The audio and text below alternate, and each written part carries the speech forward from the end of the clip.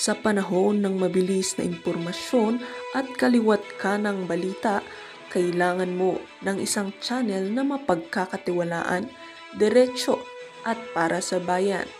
Ito ang Balitang Pambansa, ang iyong bagong tahanan ng mainit na issue, tunay na impormasyon at mga balitang hindi mo dapat palampasin. Mula sa mga trending na kaganapan sa social media hanggang sa mga seryosong isyong pambansa. Bantay kami sa bawat sulok ng bansa para sa iyo. Hindi lang basta chismis, kundi validated news, mga impormasyon na may batayan at mga kwento ng tunay na buhay Pilipino.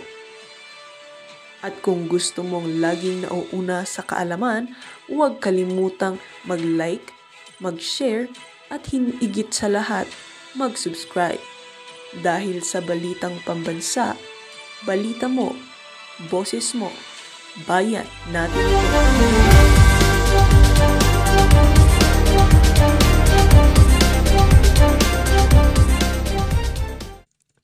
Pangalan na nakaladkad. Ay, naku hawak sa inyong inauupuan. Anak ng tokwa, ibang klase ito. Kaya pala yung mga kontraktor na gustong pumasok sa politika, kayang mamigay ng 10 million sa interview. Tingnan nyo naman ang suot-suot nitong si Engineer siguro to, kasi hindi ka naman makakapasok dyan. Ayan yung zoom natin para talagang swabing-swabe ang dating sa mga kababayan natin. Yan, kung tawagin yan, Patek Philip Nautilus. Nautilus. Pangmayaman yan, hindi natin alam bigkasin. Mahihirap na salita ang ginagamit nila. Kayo ba naman hindi magkakabalok-balok ang dila nyo sa 11,440,000? Doon lang tayo sa 801. Masaya na tayo. May pan-Jollibee na tayo Di ba? Ito pinag-uusapan 11,440,801. Linagyan pa talaga ng butal. Hindi pa binilog, ika nga, di ba? Talagang pagkaganyan ang presyo ng isang bagay, hindi yan kayang bigkasin ng mga, ika nga, yung tipong saktuhan lang sa buhay, ha? Ito kasi mga kung tawagin nito ni Senator Rodante Marcoleta, ito mga individual na to, sila yung kung tawagin mga nakakariwas sa buhay. Yan mga kababayan, ha? Isa lamang yan, marami ito. Ito anak ng Petrang Garapata. Sir, ano ba yan? Yan naka-LV. Naalala ko sa'yo si Stella Kimbo. Naka-LV itong si Kuyang. Itong si Kuyang DPWH official. Magkano ba yan? $1,458. Anak ng toko, mahal. Grabe. Tayo nakasapatos lamang na 1,500. Pwede na. Diba? Hindi naman kailangan ganito ka mamahal Mga etchas lang naman naapakan mo sa kalsada papakamahal ng ganyan, di ba? Chinelas pwede na. Tignan nyo naman mga kababayan, LV. Pang-apak lang yan ng etchas yan. Di ba? Etchas lang naman naapakan mo Yan si Sir. Yan Kamukha ni Martin Romualdez Di ba? Comment nyo sa baba para magkamukha sila ni Martin Romualdez, Mukha silang mga bonjing. Ito mga kababayan. Ito naman ito matindi to. Ito ata yung pumalit sa kanya. Ito, ang suit niya dito. Ayan yung sa larawan. Ito naman yung ano ba to? Louis Vuitton. Louis Vuitton ito. Ayan Louis Vuitton. Pangmayaman yung brand na yan Louis Vuitton, magkano ba? 96,000 pesos? Maghuhubad na lang ako. Wala naman siguro problema kung magulo. Nakakatawa ka, Brad. Grabe naman. Meron code na sinusunod yung mga naglilingkod sa pamahalaan. Dapat kayo magpakita ng halimbawa na yung masyadong labish na pamumuhay. Hindi yan gawain ng isang matinong government official. DPWH official, tingnan nyo taga-ano yan, Bulacan First District Engineering Office. Louis Vuitton, tennis, Damer Packard, short sleeve, di ko alam yan. Pangmayaman talaga yan. Di ba? Oh, quilted cotton bottom shirt in navy blue. Oh, matindi to, sir. Ang haba ng pangalan ng damit mo. Ang tawag niya sa amin, alam mo, sinulsi na damit. Pambira talaga, oo. O ito naman, magkano naman to? Ito rin yun. Iisa lang yan, si Sir Ding. Pag nakikita ko tong mga ano na to, relo, naalala ko yung mga congressman. Baka congressman to, di natin alam ha. Ibang klase. Ayan o, yung suit-suit niyang, ano na naman ba to? O pahirapan nyo na naman ako mag-pronounce ng mga salitang hindi ko alam. Ito lang alam ko, basta alam ko, ang suit niya na yan, 2,290,870. Yan ho Audemars. Audemars Piguet. Piguet. Royal Oak. Offshore choreography. Yan. Matindi ho ito. Audemars Piguet. Piguet. Ang hirap din kasi pagkamalang presyo. Sa akin ito, yan. O ito, shoot ko yung sa akin para nakarelo rin tayo. Di ba? Sa atin, madali lang bigkasin, no? Garmin, no? Di ba? Tapos, meron pa kayong nalalaman na Royal Oak Offshore Chronography. Buwisit na relo yan. Bibilin mo na lang. Anak ng Petrang Garapa, tawag na, hindi ko na bibilin. 2 million. O, yan o, si Sir, o, shoot. Ano yan, kasama yan sa bayad, yung pangalan, di ka. Ano pa meron tayo dito? Mahilig sa LB itong si Sir. Kasi dito sa isa na to, naka-LB ka na bordado, tapos dito naka-LB ka naman na sapatos. Magkano yan? Ang halaga ho ng Louis Vuitton niya na to, magkano ang Louis Vuitton na to? 1,755. Mahal ho itong ano na to. Ibang klase ho pala itong Louis Vuitton na to. I-search ho natin. USD to PHP. Ayan, okay. 1,755. Louis Vuitton. Ibang klase ho mga kababayan. Kulang-kulang 100,000. Ha? 100,000 na ho. I-round up na natin. Pambihira, 99,258 pesos. 100,000, sapatos lang ho nitong si Sir. Ganyan ho mga kababayan. Yan, hindi ko naman sinasabi na galing sa mga proyekto yan. Pero ito ang sigurado ko dito mga kababayan. Hindi ho kayo makakabili ng ganyang gamit kung aasa lang kayo doon sa inyong sweldo. Kasi merong classification yan. Yung mga sweldo ng mga grade, ika nga, yung mga nagtatrabaho sa pamahalaan. Ngayon, yung presyo ng mga damit ni Sir, hindi ho base sa atin. Hindi ka naman magugoberno kung kayo ay galing sa prominente pamilya. Maraming pera at talagang negosyante mga pamilya, di ba? Magtrabaho ko na lang sa negosyo ng papa mo o mama mo, di ba? Ikaw ay pumasok sa gobyerno sa kadahilan ng siguro gusto mong tumulong sa ating mga kababayan. Sa pagtulong mo na yan, sa gusto mong maibahagi ang iyong talento sa ating mga kababayan, doon sa sahod na ipapasahod sa iyo, hindi akma, hindi mo kayang bilhin yung mga ganyang klaseng mamahaling mga kagamitan. Mga kababayan, halimbawa na lang ho ito. Ito pa pala, di pa pala tayo tapos. Marami-rami pa pala tayo. Halimbawa ho itong 11 million na Patek Philippe na to. Nautilus.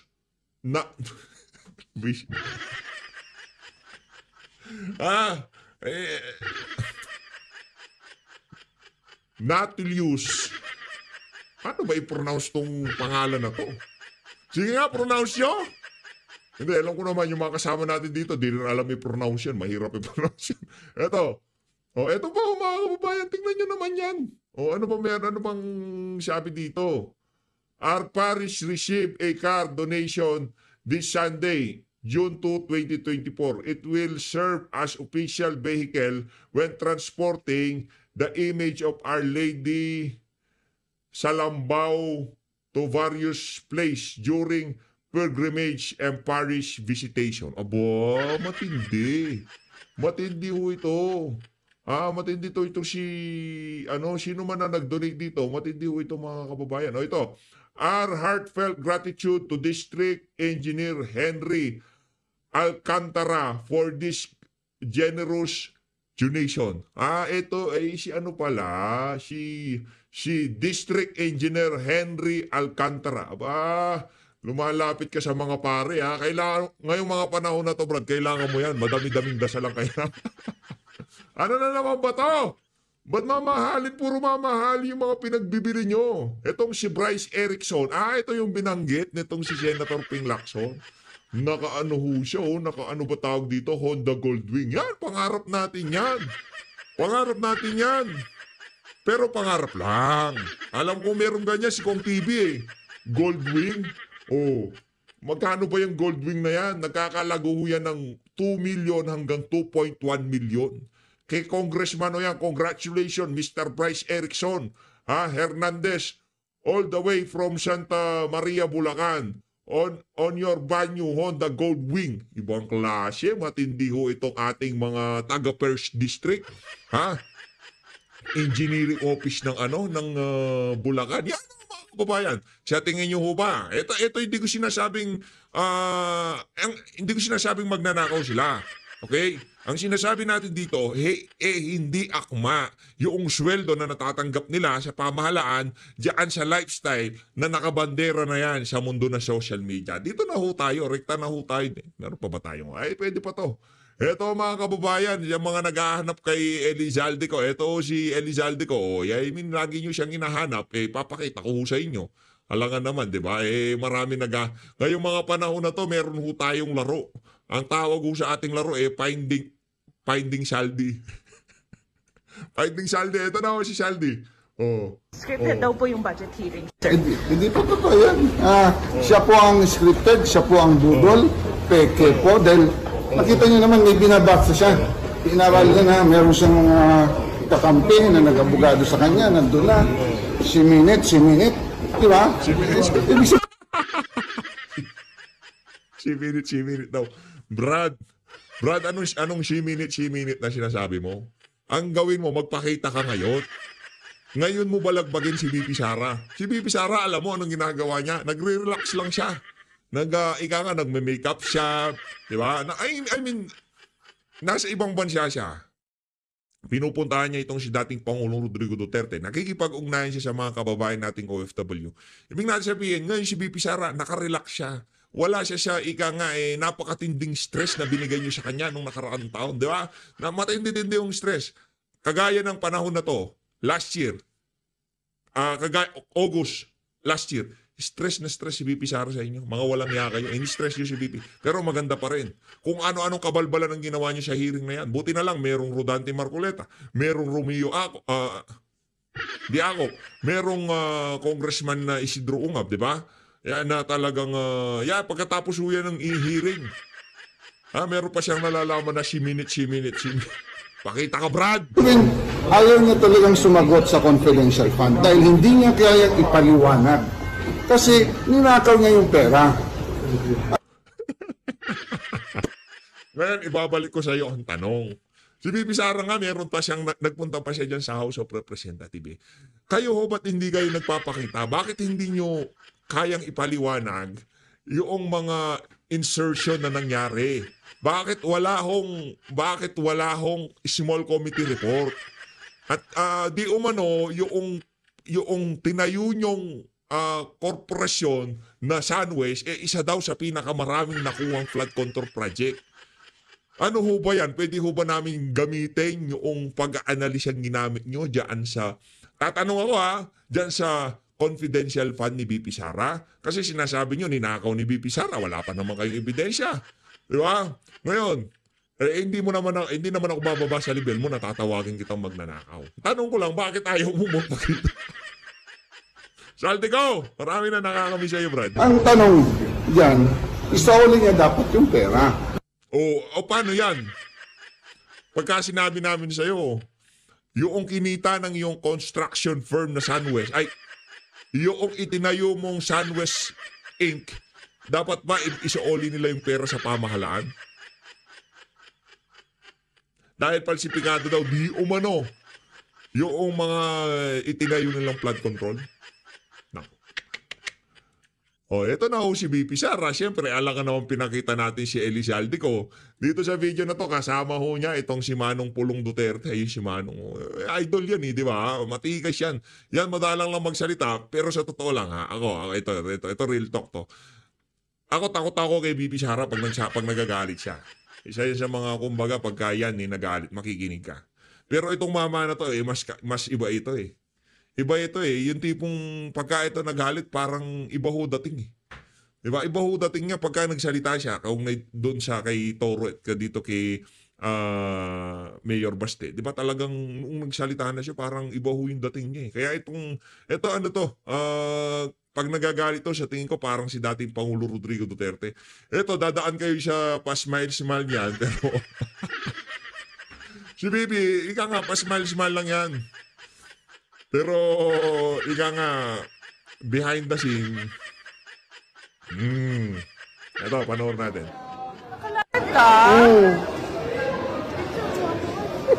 Baka-live ka habang namamasyal? Nag-online selling, ma'am. Online sell. Ako magbenta. Ano Ayun, namalit sila Gucci, ma'am. Nabudol sila sir sa... Namalit sila Gucci, sir, ma'am. mag-self-talk sa nabudol. Nabudol sila, ma'am. Pag everyone, atong pinakapalanggang Vice President at Congressman Pulong. Sus, mga bonggo kay Dong. Sama kami sa live selling ni Alvin and Tourism. Kamusta, sir? Okay lang.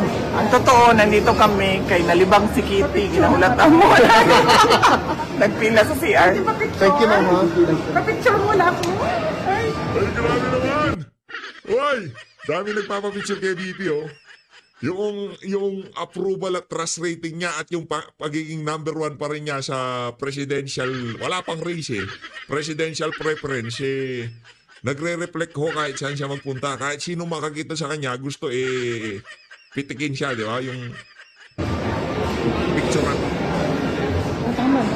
Pagka mga testay mo gonna come. Thank you, sir. Ma'am. Thank you, ma'am, ha? Thank you, ma'am. Sir, thank you, ma'am. Kita kita tomorrow, ma'am, sir. Thank you, sir. Bito, yes, please. Let me know. Let me know ba? Okay na. Karoon na ba? Sure ka? Nakaalam ng question. Yes, I have. Pwede dili live para nila makuha. Para kuha niya, para surprise dito. Alam mo naman, nagkikuha niya. Ako ni isuro yung mga tao, B. Asang CR? Dadun na to sa CR. Sa taas. Dadun na to ang gapi. Ang mga tao sa CR.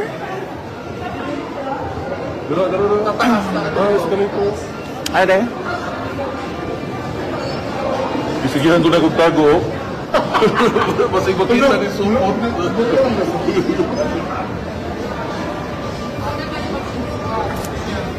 Yan. Alvin and Tourism. Inday Sara. And Alvin and Tourism. Nagkita. By chance. Sa Ambuton, sa mall ni.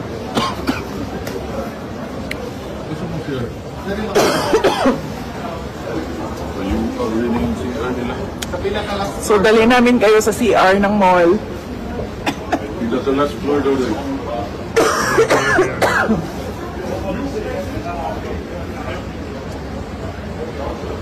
Kasi mag-inspect tayo ng CR. Okay? Taas sa mall. TVN Port. Taas pa? Tinuod. Right side, taas pa. Totoo yan. Nagkita na. So,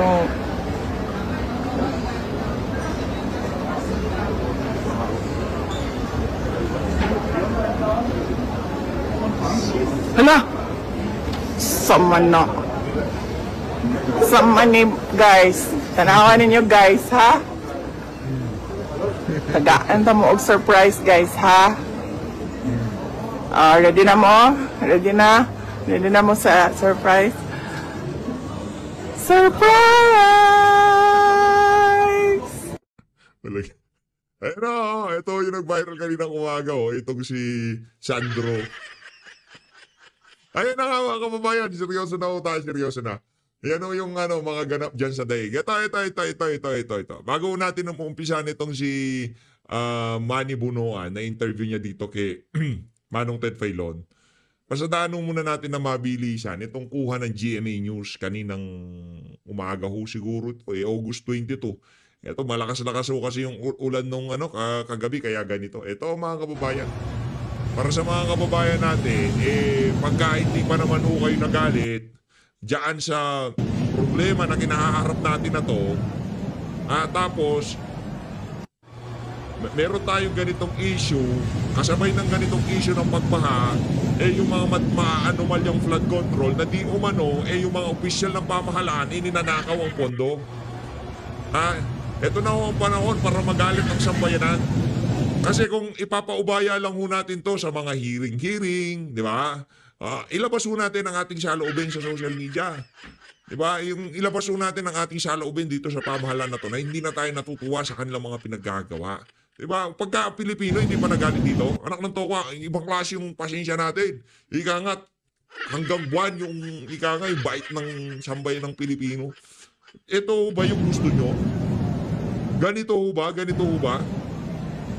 Umulan lang ng kaunti, lubog sa baha ang Pilipinas. Kaya nga, ito ho yung gagamitin nating barometer kung gaano katindi yung anger tolerance ng sambayan. Diba? Yung sukatan natin to nagnakaw na sila. Pinakita ko na yung mga taga-Bulacan First District Engineering Office. Mga ebidensya nitong si Senator Ping Lacson, di ba? Yung mga nabulgar sa hearing nitong si Senator Rodante Marcoleta, yung mga ebidensya na di umano itong mga congressman mga contractor din, na yung ibang mga congressman mayroong mga construction firm, mayroong mga korporasyon na itinayo, di ba? Meron ng ganyan Ngayon, sa mga nabanggit natin na yan, pagka hindi pa nagalit ang sambayan ng Pilipino, wala na hong makakapagpagalit sa mga Pilipino. Kung nangyari lang to sa alimbawa sa Korea, malaki problema. Nangyari yan sa Japan, wala na, tapos na. Nangyari yan sa Singapore, wala na. Mga Pilipino, na yan? Nagbawala na yan. Kasi ho yan buwis ho natin yan. Huwag niyo sabihin na, hindi man ako nagtatrabaho, hindi ako nagbabayad ng buwis. Kada karga mo ng 1 litro, doon sa iyong motor na ginagamit na pangkuha ng kung ano man ang kukunin mo, panghatid sa iyong mga anak o kung ano man yan. Basta pumihit ka ng 1 litrong boron, sinaksak mo sa makina mo, sa tangke ng motor mo, nagbabayad ka ng tax dyan. Bumili ka ng 1 candy, magbabayad ka ng tax dyan. Bumili ka ng 2 pansit canton kasi mahirap nga naman ang buhay, di ba? Pero masarap yun.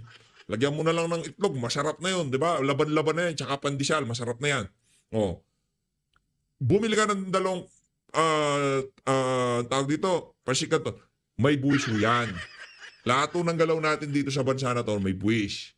Kaya kayo yung pera na binayad nyo doon sa mga serbisyo, produktong binili nyo, yung mga nakolektang buwis o yung VAT, value added tax na ipinapatong sa iba't ibang mga produkto ng administrasyon na to, nitong gobyerno na to, dyan napupunta, dyan sa bahana yan. Kung kailan na mas marami tayong binabayarang buwis, kung kailan na namimili tayo ng kung ano-ano, kahit anong bili natin, may tax yan. Bumili ka ng cellphone, may tax yan, may value added tax yan. Bumili ka sa ibang bansa, nag-import ka, may importation tax. Lahat yan, tinataksan yan. Alam nyo, hindi nila, kailan ba titigil tayo matax? Pagka nga namatay ka, matataksan ka pa rin Wala. Pagka nakabaon ka na, pagkatapos na lahat, doon palang titigil ang tax.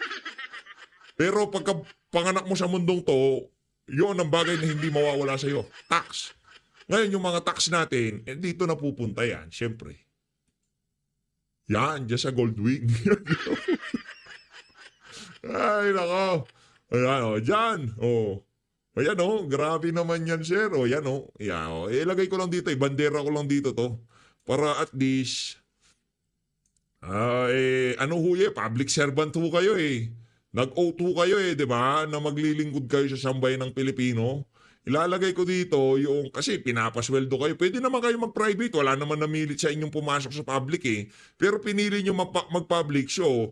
Kung mabandera pagmumukha nyo dito, masama kayo sa mga di umanong kurakot dyan sa DPW. Wala tayong magagawa dyan, di ba? Pinasok nyo, public servant kayo. Tapos meron kayong mga ganitong klaseng bagay na binabandera sa kung saan-saan. Wala ko tayong magagawa dyan. Manong Ted, anong balita? Hey! Kasi, syempre, lahat tayo interesado. Paano nga ba namang nangyari na nababago bigla yung budget na nakaalat dun sa isang proyekto? Abay, hindi naman yun yung original na inilatag mo. Saan nababago? Sa BICAM. Sino nagbabago? Ano-ano yung mga binago? Hirap kasi isa-isahin mo. Naku, yari tayo dyan. Small committee report yan. Basically, ang sinasabi po ni Senator Miguel, sandali lang, pwede ba nating, pwede ba magpakatotoo tayo dito? Huwag na tayo magpakasanto-santo pa dito. Di ba? Sino ang mga responsable sa insertions na ito? Yun. Di ba? Kasi nga maaaring sabihin natin na walang paglabag sa batas, ha? There's nothing illegal about all of this. Basically, illegal kasi wala namang batas na nagsasabi na bawal. Basically. Opo, ang bawal Supreme Court decision, mga kapatid, doon nga sa lump sum appropriation. No, pero ho, yung usapin ng iyong kumbaga pananagutan sa bayan. Yan po yan. Ito ho ngayon si Secretary Manny Bonoan, Man of the Hour. Good morning po, Secretary. Good morning, Ted. Good morning po sa ating lahat po. Kamusta po? Di ka po ba magre-resign, Sek? Nakakatulog pa ho ba kayo? Diba? Secretary Manny! Tulog niyo, Sek? Nakagising pa naman. Nagigising pa. Yan ang importante. Ang akit mong kasama ay si Maricel Halili po para sa ating unang Ay, katanungan. Maricel. Good morning po. Good morning, Maricel. Ako, ito lang masasabi ko dito kay Manuel Bunoan. Ako, hindi ako naniniwala na hindi umaabot sa pinakataas yung kabalbalan na yan. Anak ng tawa sa kalma mo. Ako, DPWH Secretary. Ngayong mga panahon na to, nangyari yan. Anak ng tawa, kada district engineering office susugurin ko. Ibabaliktad ko lahat ng mga lamesa doon sa mga opisina na yon. Anak ng tawa, ilabas nyo yung mga pera. Ibabaliktad ko lahat. Pupuntahan ko isa-isa yan. Palilinyahan ko lahat ng official dyan. Sasampalin ko isa-isa. Itong si Manuel Bunoan, di natin malaman ang bait, hindi mabait eh. Napapaisip yung mga kababayan natin eh. Ano ba?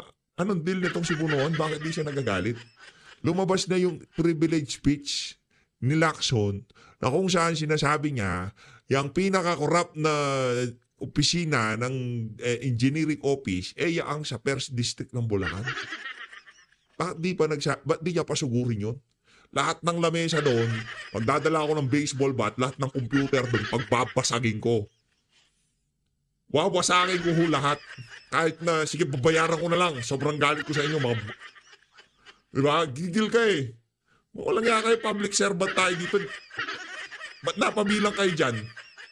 Senping, sino ho yung pangalawa? Sugod ulit, basagin ulit. Mga buwisit na yan, mga computer na yan, ginagamit nyo sa pagnanakaw. Diba? Basta yung mga opisyal, wala akong pakialam kahit nakapatig-pilip pa. Sasampaling ko. Kung ako DPWH Secretary. Kaso hindi ako yun. Si Manuel Bunoan yun hindi siya nagagalit eh. Kaya nga napapaisip yung ating mga kababayan, kung hindi ka nagagalit, anong nangyari sa iyo, sir? Good morning po sa ating listeners. Magandang umaga po sa inyo, Secretary. Ang dami kasing na spill ni Senator Ping Lacson doon sa kanyang privilege speech. So sisimulan ko na po doon sa nabanggit ng senador na nasa 40% lamang daw po nung original budget yung talagang napupunta para doon sa mga flood control projects. Pero depende pa yan sa level ng pagiging ganid nung mga bahagi ng proyekto. Ano po ba ang impormasyon na nalalaan ninyo tungkol dito, sir? Well, I think ito yung usap-usapan ngayon. This is what we wanted to unearth actually talaga na document namin sana itong lahat na ito. No? But at the end of the day, kailangan nyo pa si Senator Ping Lacson? Nakananto ka, Brad. Ang kapangyarihan mo, sekretary ka. ahensya. Ikaw ang pinakataas. Wala nang, si presidente na lang mas tataas sa'yo. Alter ego ka nga eh. Hindi pwede yan, Secretary Bunuan. Kung ganyan rin lang pala, mag-resign. I think we're focusing on the quality of the project that is being undertaken. Dito naman natin makikita kung paano nila ginagawa. And actually, yung mga sinasabing ghost project, actually, yun ang tinututukan namin ngayon, Maricel, dito sa, lalo-lalo na dito sa may Bulacan First Engineering District. Kasi I think, ang kuha naman po namin tinitingnan ngayon dito, Wag yung tutukan. yung mga ibang feedback namin in other regions, in other districts, mukhang hindi naman ganito ang sitwasyon nila eh. Well, there has been observations nga na dapat may mga inferior na gagawa, may nasira. But I think hindi ito yung mga ghost project na nakakapigla na nagkakaroon pa tayo ng mga ghost projects na ganito. Pero Secretary, parang may nabanggit po kayo recently na kamakailan nyo rin Nako, magpo-focus na tong si Secretary Manuel Bunuan, ha? Diyan sa Bulacan First District Engineering. Brad! Isa bagay, mas mainam nga naman na kaysa naman hindi siya mag-focus, di ba? Okay na rin naman yan. tamang po nalaan itong mga problema sa flood control. Tama po ba? Tama po. Tama po. Inaamig po yung gano'n. Kasi ang kwan po namin naman dito, meron naman kaming monitoring platform sa lahat ng projects that are being implemented. Naka-geotag po yan, mga yan. Meron yung pictures nila before the project started. Meron yung picture ongoing. Meron yung picture na completed. And marami rin pa kami mga other supervision protocols aside kami ginagawa nila sa implementing office.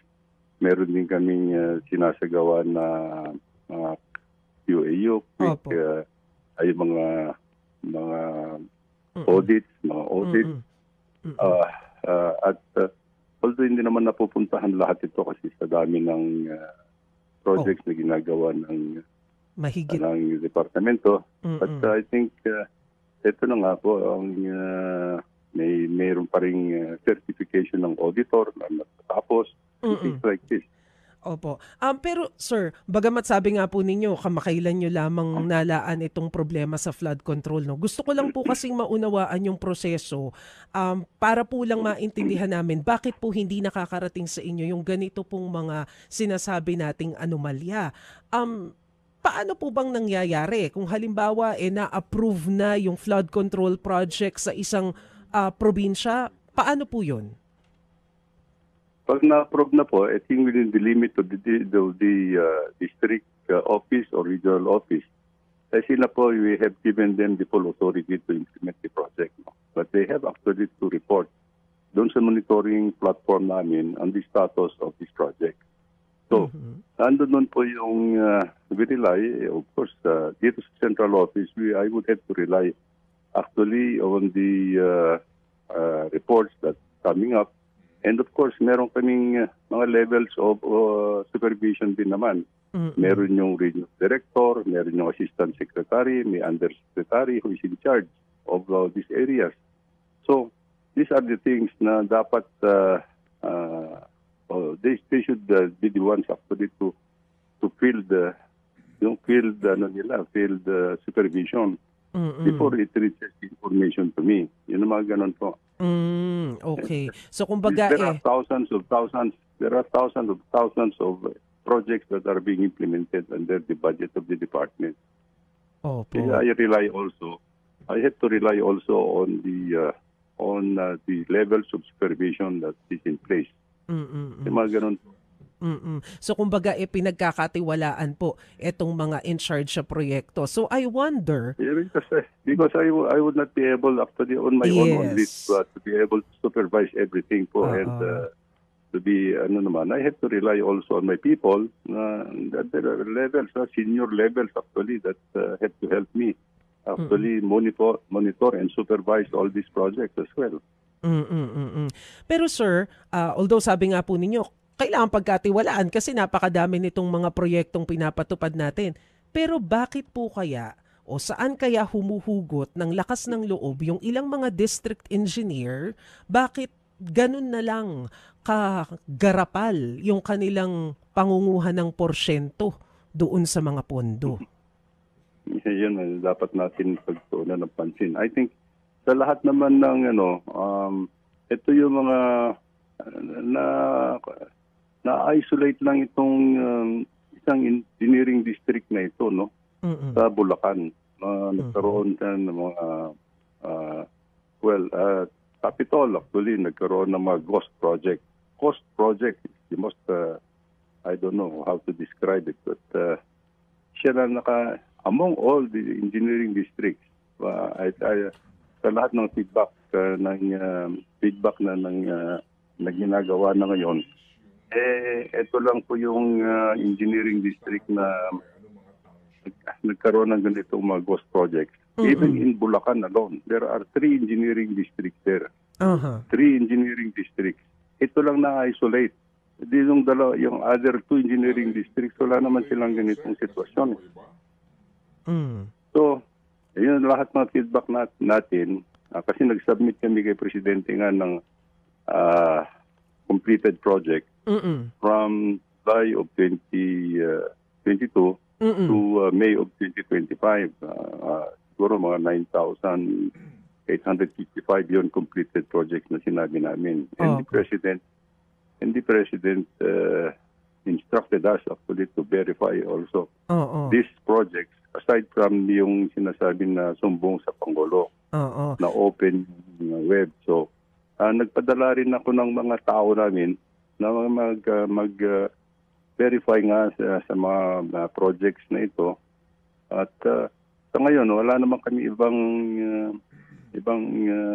feedback o reports yung mga ghost projects. Of course, meron sila napapansin na mga nasira ng mga project at kasalukuyang ginagawa. Yun po yung report nila eh. Opo, pero Sec, hindi naman kaya it's too early to say na sa ibang district ng Bulacan walang nangyayaring kalokohan. Meaning, sa District 1, pwede mayroong ghost project na talaga namang talamak. Pero totally po, hindi pa natin nasusuyod ito. At baka bukas makalawang magulat tayo. Ang presidente naman nasa ibang distrito at sabihin doon naman, hindi nga ghost project pero sobrang substandard naman po, Secretary. Correct. Galing talaga ni Manong Ted Filon. Natumbok niya yun. Wag muna nating sabihin na isolated lang yung district na yan na first district. Itong kina Sir, di ba? Certain things actually that we are actually looking at, Ted. The quality nga, yung sinabi ko kanina, yung quality of the project that has been completed. By the way, I have to also qualify, no? Yung report namin na 9,855 project. Marami din po dito na nasimulaan nung last administration po. Okay. Nako. Yan na nga ba last administration? Nakita niyo ho ba ang pondo ng DPWH nung last administration? Yan ang problema. Nag-umpisa ang kabalbalan noong 2023 hanggang ngayon 2025, binabanggit na nila yung last administration. Yan. Kasi there are projects tuloy mo lang yan, punuan. in 2020. Baka yan ang marching order.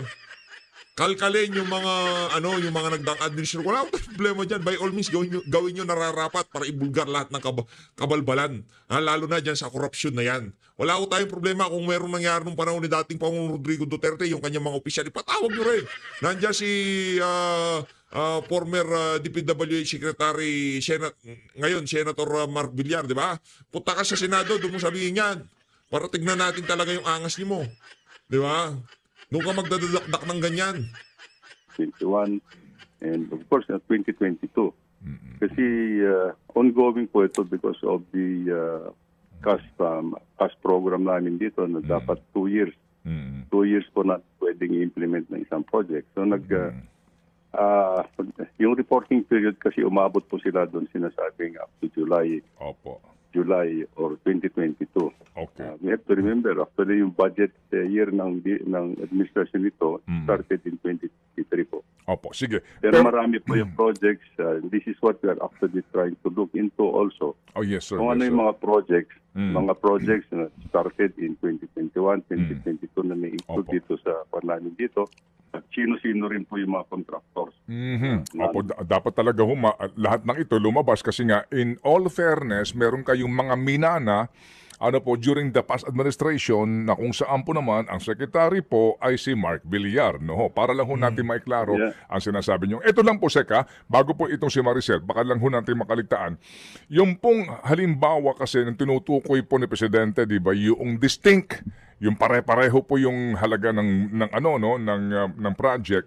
Kasi kung ang pag-uusapan natin First District, Kalumpit, Hagonoy, Paumbong, Pulilan, Bulacan, and the city of Malolos, sa District 3 halimbawa, itong San Miguel River, inaral namin ang budget, ang dami rin distinct dito, Seka, pare-parehong 100 milyon sa isang river lang. So ito nga po sinasabi na baka po sa ngayon, tama ba na hindi pa tayo makapagsasabi na totally, District 1 lang ho ang may problema dito kasi nga ongoing pa ang inyong validation? Titinan po natin yan, Ted, kasi I think what we have reported is for the past 4 years na reporting period, no. We have to see to it na yung budget allocation is on a year-to-year basis, no. Kung halimbawa, nagkaroon ka ng 100 million this year, 100 million next year, 100 million following year. Kasi hindi naman natin naibuhos lahat yung 1 billion in one project in 1 year. Kasi halimbawa, yung allocation in one congressional district is just over 1 billion. So he has to prioritize actually all these projects na ilalagay niya kung magkano lang yung ilalagay sa isang taon, yung mga ganon. So we have to look into that.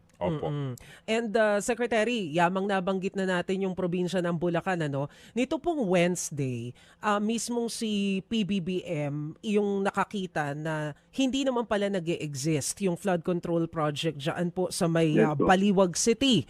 Ano na po ang ginawang hakbang ng ng DPWH dyan po sa nadiskubre sa Baliwag? Ano nang